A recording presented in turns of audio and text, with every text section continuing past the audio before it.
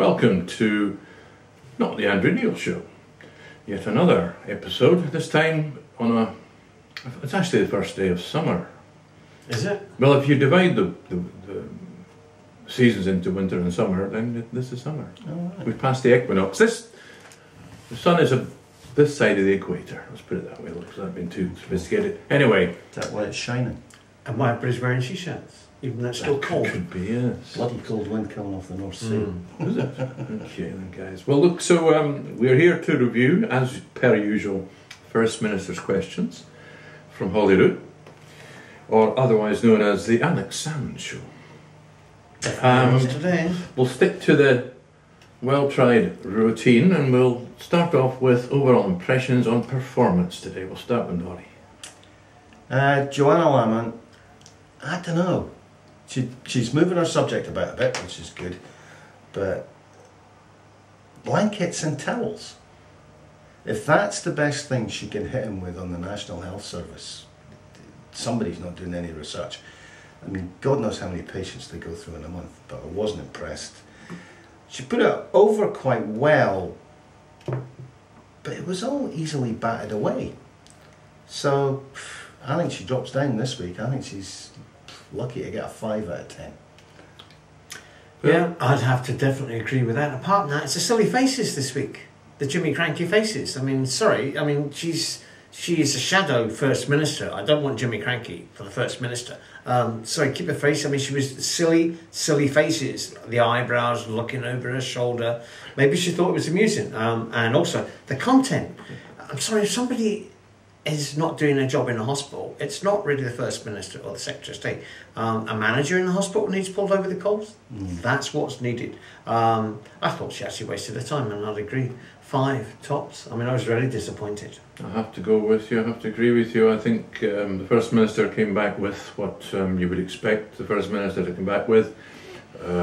Satisfaction levels. Yeah. He can't, you can't expect the First Minister to know about one person's lack of a blanket. I mean, it's just a farce. Our overall performance, yes, you're right, Phil. She keeps going on about the crankies. Well, she doesn't go on about them, she keeps looking like one of the crankies. Although actually, I thought she was better coiffured and better made up than usual. Bland. I mean, that head thing she's got going on. Yeah, it's the eyebrows, and you know, it's almost like a show. I'm sorry, it's not. It's content, and the content was lacking, and the presentation. No, sorry. I mean, she seems to have a week on, a week off, and a week, and well, she's off this week. All right. Well, I would have to say I would only give her 5. I mean, it's very poor. What about Ruth? I felt sorry for Ruth. I mean, come on. Yes, the day after a budget like that. Yeah, we've just shafted all the pensioners in the UK. How many? Yes, I know. Yeah. How many sound bites have there been? Like, was it Grand Theft Osbo? Oh, yeah. Instead of Grand Theft Auto? Every Scottish paper I've looked at, that's what they hit on. Granny. The granny tax. Yeah. And apparently that was trending on Twitter, granny tax last night. And the millionaire. Well, 15,000? Well, there was that 15,000 people on over 150,000 that will be gaining, and 327,000 pensioners that are getting, for want of a word, shafted, rising to 500,000. Have you heard the numbers? If you're on 150,000, it's worth 10 grand a year to you. Oh no, some people are getting 42,000. If you're on $250,000, it's a 40,000 bloody tax benefit. Yeah. They That's really 2 need jobs. Have you any idea how much a new 4 Series jobs in 7 some places. BMW is? I mean, a 7 Series BMW, and they're putting the price of petrol up. You have to feel sorry for these Right, well, we're all getting quite excited. So, absolutely appalling. back to the performance, Ruth. Well, I'm going to give her 7 because I mean, that's twice in a row she's done it. I'll ask you a question about figures because you're good at figures, Alex. And then he couldn't come back with them, so she's delivered them. So that she's learning a methodology now. You know, she did the same last week. Could you tell me how many people did this, did that? He couldn't tell her. She told him. But Yeah, she was hiding nothing from the minute she walked into Holyrood today, really. Yeah, she was just... but I'll give her, again, she performs better, she looks better, she got a bit fiery, there was a bit of emotion in there today. Looked like she cared about it. So I'll give her a 7. Nah, I'll give her a 6. Phil, what did you think of Ruth here? Well, I was going to go for a 6. I definitely thought she did better than Joanne. Apart from that, I would give her this an extra point just for actually knowing some of the figures, as opposed to Mr. Mundell, who doesn't appear to know one end of his body from the other. Give her an extra point for turning up after that budget. And she actually has a better presentation. Yeah, I'd give her 6. I mean, and she was in for a battering anyway. There was absolutely no way about that. Well, I have to follow you guys. I mean, I thought Ruth, how much was... She did try. She said how much was diverted for free prescriptions. There's a little bit of meat, there's remorseful meat in that question, in as much as that wealthy people, of course, don't need free prescriptions, but they get it anyway because it's a universal benefit. It's just a question of whether you believe in universal benefits or not, or whether they all have to be means tested. Well, that was kind of Salmon's point, wasn't it? In Scotland, we believe in universal benefits. You guys down south, your office doesn't. Well, it's the mark of a civilized, to my mind, civilized and progressive society. Because if as a universal benefit, well, somebody with lots of money isn't getting it for nothing, because then you can have a progressive tax regime. So they are in effect paying it. You cannot have progressive tax regimes. You cannot have, as Salmon's looking at this Scandinavian looking at it, I mean, when you look at their rates of tax, and they actually pay them quite happily, the majority of people, because they keep putting in social democratic governments over the decades, because they get a return on their money. They have a more coherent society, a fairer society. But of course, we're aping the Americans. The last thing we want, or particularly Tories, is a fairer society. They don't care about people. Yeah, so Alex Salmon was a bit condescending to Ruth, because he did say about the deep unpopularity. Deep unpopularity is not an unusual status for the Tories, he said. That's why the BMA standing against them. Well, the line I noticed, and he repeated it later on, was I don't believe that the 15,000 millionaires in Scotland want a tax benefit on the back of the pensioners. Well, that's true. So we're on to the budget, Brett Nuff, which was unavoidable today. We knew it would have been. That. I thought she'd performed better than last week. I'd give her a 6.5. You know, I mean, there was again, as I said, she was dealt a very difficult hand given that after yesterday's and budget. He did knock her right for 6. He did give her a good uppercut when he brought in Winston Churchill. When he brought in, I mean, Winston Churchill was the one that looked after pensions, but then you see that Conservatives in those days, we had a progressives and One Nations. They were still nasty, but not anywhere near as nasty as this lot. Of course, Willie Rennie didn't get to speak. Thank God. Quite right too. Yeah, thank God for small mercies. Eh? Do you know, I mean, I saw Willie Rennie on the telly last night. Do you know what wasn't mentioned today at all? The agreement between the Scottish Government and the Westminster Government on Calman. Apparently, yes, they agreed. Apparently, 2 days ago. Not mentioned. And Willie Rennie was interviewed on it, and his spin on it is basically that the SNP have been shafted. They've lost the argument. Of the 6 things they took to Westminster, they only got one thing. The fact it was the most important thing out of all 6. The ability to borrow money. No. What they've said is it has to be, any changes have to be agreed between the Scottish Parliament and Westminster. So Westminster cannot dictate changes. Well, I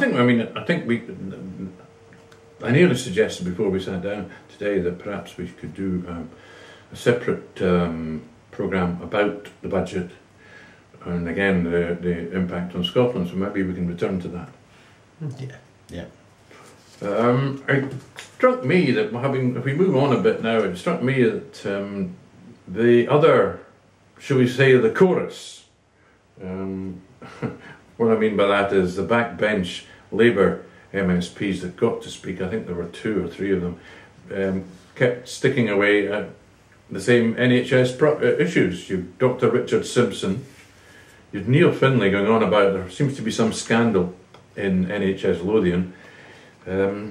Wasn't on the front page of the evening news last night that I got. Effectively, what they've done is they've offered people appointments in England for operations and so on. This has been going on for And a they've long, done long it, time. But they've done it in such a way as it was impractical for people to accept the appointment. Right. They've then removed them from their list. The lists. That's something, I mean, that is an issue that needs to be looked at, but it's not a new issue. Creative accountancy, they're doing it, and that's it, yeah. That's Nicola, well old. Nicola Sturgeon did not hold back. I mean, she was obviously annoyed when she was asked about it. But these are habits. Was this yesterday's? Yeah, the Lothian Health Board CEO just basically, he got interviewed and was asked if he would take responsibility. He said, "It is my responsibility and I'll make sure it doesn't happen again." In other words, I'm not resigning over this. No.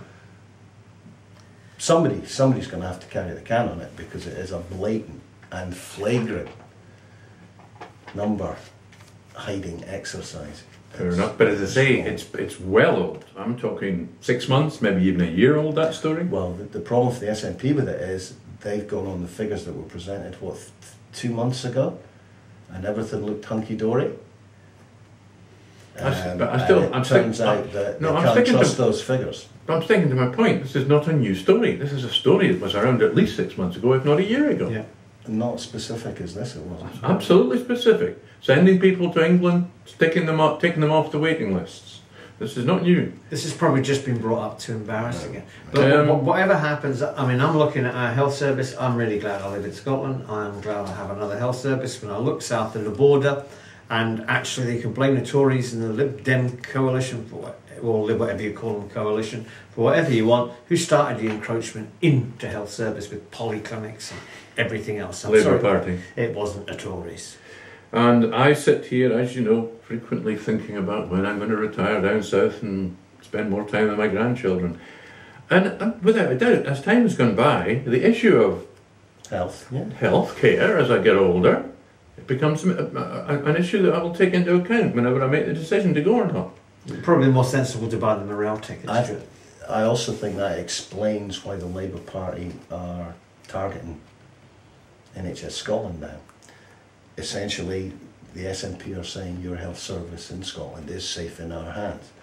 Now, the Labour Party can't say that. Can't say it, so they have to attack the standard. 32 Labour MPs voted in the earlier stages of the recently passed bill on the NHS in England. 32 Scottish Labour MPs voted to pass it. Yeah, and I remember Alan Johnson. Only 2 months ago. Johnson being quoted that these polyclinics that they were putting out in England, putting out to tender, which basically meant all the United Health American multinationals came in and underbid GPs and everybody else, and they took it over. I mean, they are. Well, they're going to lose it.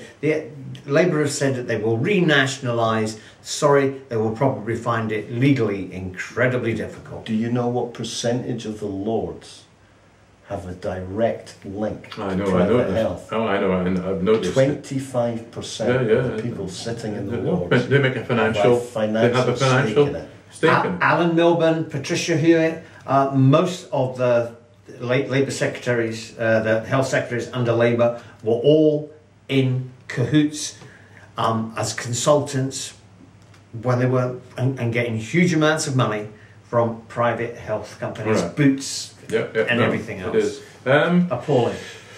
I noticed it. The question of different regional pay structures for public sector workers was a planted question. It was in a MSP brought it up. I don't think we got anything terribly clear on that, apart from a repeat of the situation of a living wage being. I think we got very clear ones, sure. Being paid to all public sector workers in Scotland that are answerable to the Scottish Government, and on top of that, the election bribe. Oh, that was clear of as a bell. £7.20 living wage to all public sector employees in any council that the SNP run after this upcoming election. That's a much bigger one, because as far as Westminster is concerned, in statute Scotland's a region, and how are the SNP going to play that? If they cut the wages below whatever the national agreement is they're going to be up in arms. You're treating us like some wee.